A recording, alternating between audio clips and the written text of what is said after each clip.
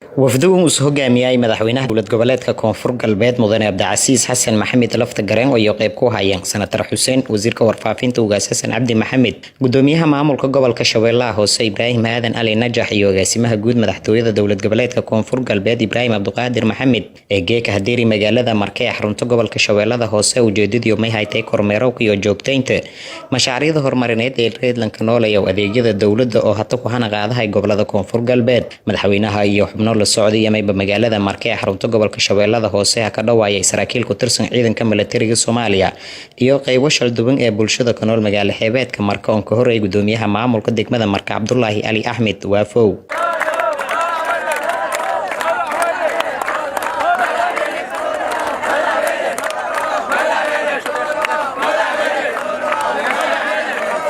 socdaalka madaxweyne Abdicasiis lafta gareenka seedi magaalada Markay haytay intii uu saxarago ku jara mashaariic horumarineed oo lagu fuliyay degmadaas kaas oo iska jari kawaanka la gadaw hilibka suuqa qudaarta xarunta dowladda hoose iyo iskuulka 21 Oktoobar oo reedan dayactiro laga soo bi sijiilka baahay iyo helan goobo walbarasho oo tayo leh madaxweynaha oo ku duulow dhiirigelinta dhalinyarada degmada Marka gaar ahaan bahda isboortiska iyo gudoonsiga kooxda Shalambood oo ku guuleysatay koobka isdhexgalka bulshada ku socday degmada Marka mashaariicda reedlanka nooleeyahay adeegyada aasaasiga ee muhiimka ah ee bulshada oo qayb ku ah afarta tobood iyo hata ku hana qaadahay gobolada Koonfur Galbeed gudoomiyaha maamulka gobolka Shabeellaha Hoose Ibraahim Aadan Ali Najax iyo gudoomiyaha degmada Marka Cabdullaahi Ali Axmed Waafow iyo ku mahadnaqay mashaariicda horumarineed ee lagu fuliyay degmada iyagoo sheegay intii mashaariicda iyo muhiim ee bulshada ka nool magaalada xeebeedka Marka mudane madaxweyne waxaan taaganahay iskoolkii weynaaye ee degmada Marka finta una oo aad noo dayactirtay mar dhow iskuulkan sidaan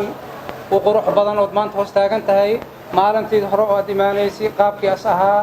maanta waji ka bedelan ayuu leeyahay ama magaaladu ay leedahay madaxweyne waan kaaga mahad celihaynaa wanaagii badnaa iyo horumarkii badnaa ee aad noo samaysay intii aad madax marka ka aheeday dalka aad noo haysay dawladda madaxda marka dawladdu noo hogaaminaysay waan kaaga mahad celihaynaa wanaagii badnaa iyo sharaftii badneedi ee degmada Marka aad maaragtay muxuu ahaay ka mutaysatay maanta waxa taagan tahay iskuulkii la dayactiray la qurxiyay xarag jirkiisii waan ku soo dhaweynaynaa mudane madaxweyne biska Soomaaliya guud ahaan gaar ahaan Koonfur Galbeed daneeya ee aad ku dhiirigelinaysid inay nagala shaqeeyaan horumarka gobolka Shabeellaha Hoose habeen maalin aanoo kaaga mahadcelinayo maatinkaaga markii saddexaad caasimada gobolka Shabeellaha Hoose sidaas la mid ah kaaga mahadcelinaya mashaariicdii adiga aad kula soo dardaarantay inay fuliyaan hay'adaha ka shaqeeya horumarinta iyo dib u xasilinta Soomaaliya si gaar ahaan kuwa gobolka Shabeellaha Hoose maanta u jeedin aad xariga nooga soo jirtay oo ugu horeyso suuqii qudaarta oo hooyooyin fara badan ay ka ganacsanayeen oo runtii aad u bursanaa sidaas la mid ah xaruntii maamulka degmada oo iyadana sidaas la mid ah dib u sameeyay sidaas la mid ah waxaan ku guuleysanay kawaankii weynaa ee howlsatada ay ku noolaayeen in maanta aad xariga nooga soo jirtay xarumihii waxbarashada ugu weynaa degmada Marka ee 21 Oktoobar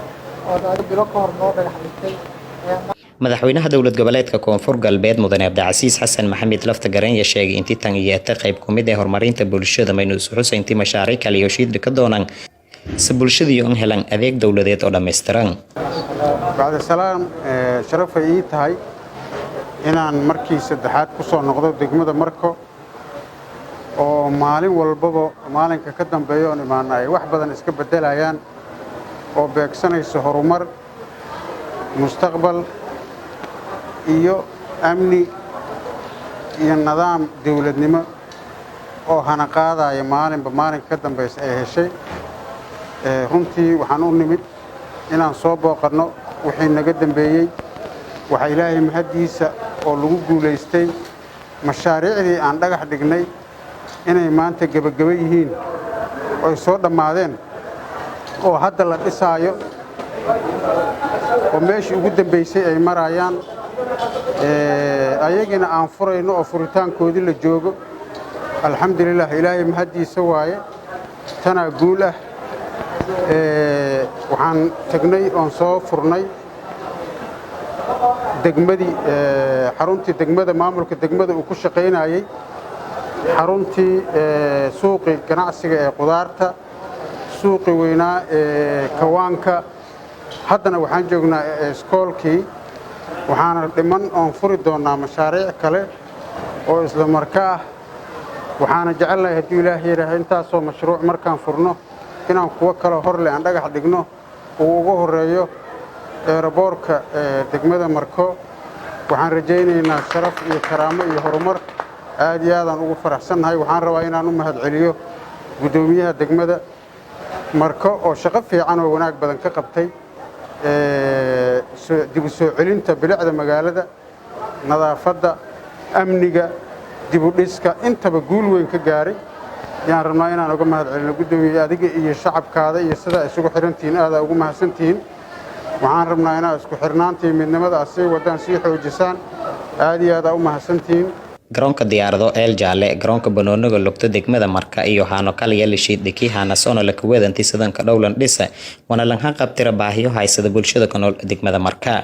magaalada ganacsiga koonfur galbeed ee Marka may bayaha martay marxalada shal duwan atama yala jaan qaadahay magaalooyinka kale ee dalka reedin heliisiinta iyo wada noolaanshaha walaalnimayana taas dhaliidi antigee ka muddo sanad ee lagu fuliyay intuu mashaariic horumarineed ee Cabdicasiis Xasan Maxamed lafta gareen madaxweynaha dowlad goboleedka koonfur galbeed iyo dawladdiis wada dadaalo la ka hormariyo dadka iyo deegaanka Faysal Maxamed Isaaq warbaahinta dowladda koonfur galbeed magaalo xeebeedka Marka gobolka Shabeellaha Hoose